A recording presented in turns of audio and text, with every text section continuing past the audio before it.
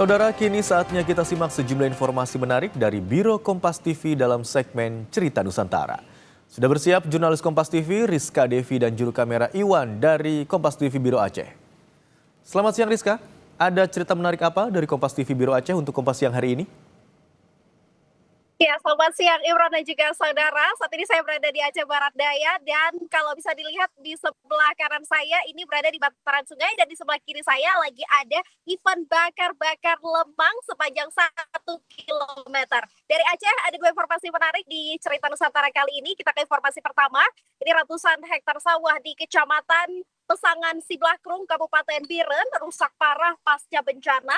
Dan kini banyak warga yang menggantungkan hidup di sektor pertanian kehilangan mata pencariannya.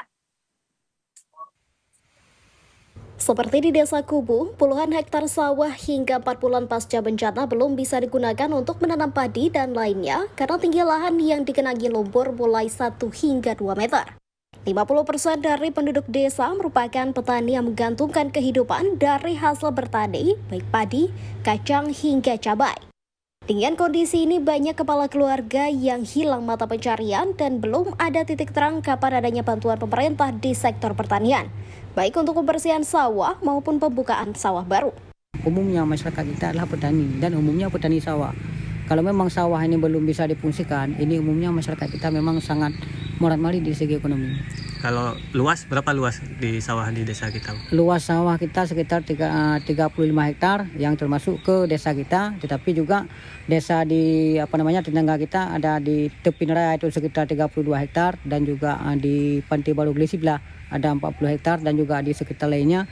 Jumlah kita di sini sawah yang tertimbun lumpur lebih daripada 150 hektar. Kepala Desa Kubu Razali mengungkapkan dengan kondisi ini, masyarakat banyak yang masih butuh bantuan pasca banjir karena tidak adanya pendapatan warga desa karena kondisi banjir.